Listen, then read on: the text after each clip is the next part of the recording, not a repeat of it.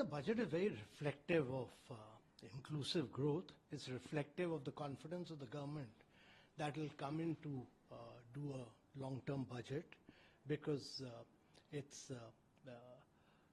believes in macroeconomic fundamentals. It believes in bringing in financial discipline. It believes in no populism. It believes in ensuring capex expenditure.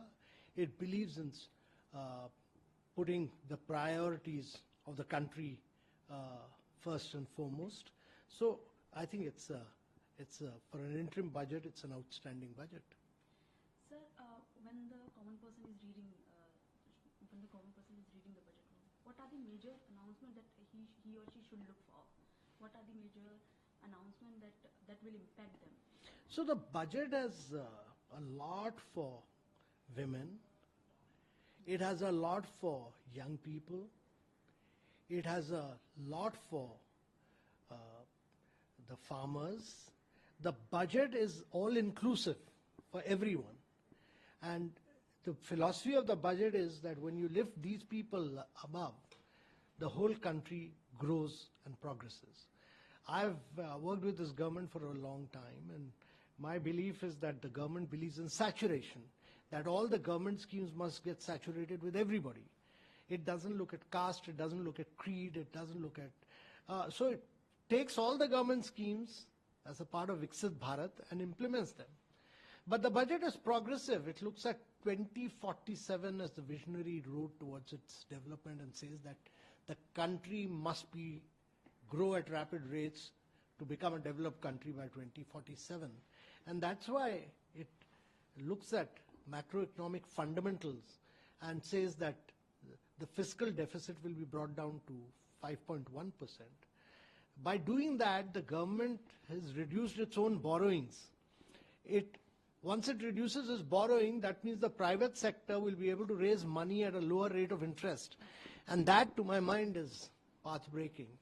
And it also spells out the roadmap for fiscal deficit down to 4.5% next year. It increases the capex spend to 3.4%.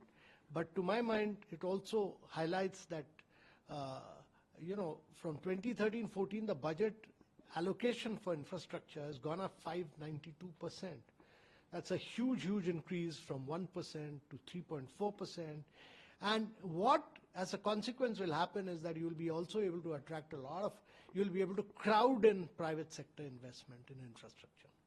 Yes, sir. So while presenting the budget, the finance minister also mentioned about the G20 summit, the successful G20 summit. How do you see it? So many of the perspectives, many of the commitments which India had made, on which consensus was arrived at.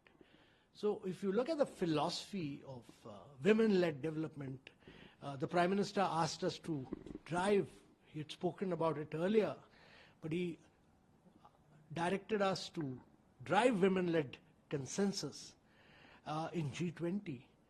We were able to bring everybody together, though the UN terminology being used earlier was gender equality. And as a consequence of this, India led the G20.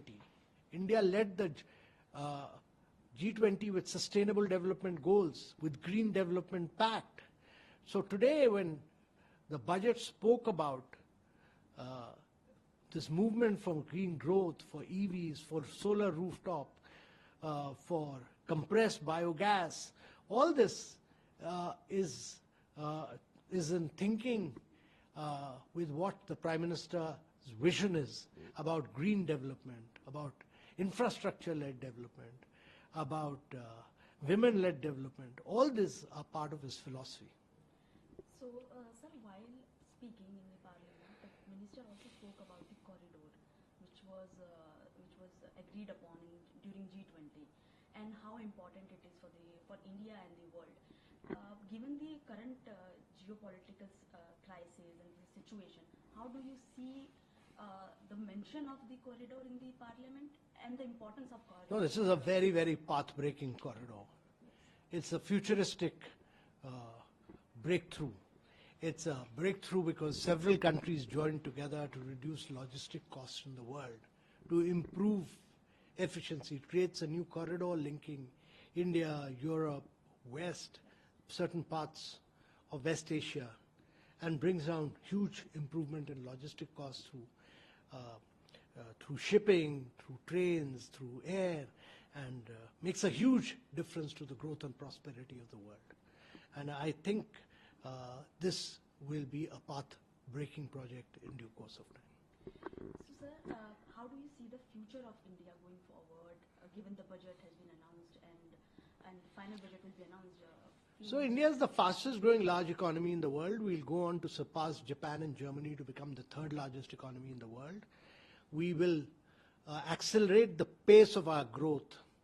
We will ensure that there's growth with inclusive equity, and that's why the remarkable features of this budget are that it lays down 1 lakh crore for research and development, which is like free money because it's 50 years interest free.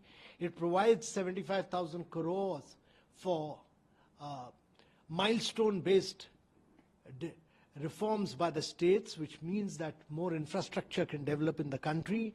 It lays a lot of emphasis on moving towards corridor-based development, which will reduce the, if you are able to do mineral, cement, port-led development, you will be able to reduce the cost of logistics in this country. So these are all path-breaking measures for an interim budget. Sir, given the current geopolitical situation in Indo-Pacific and around the world, in West Asia, and the conflict between Israel and Hamas, will it have any impact on the import and export from India and supply chains? So there are several fault lines in the world. There's a Russia-Ukraine crisis, which is going on for 2 years. There's an Israel-Palestine crisis.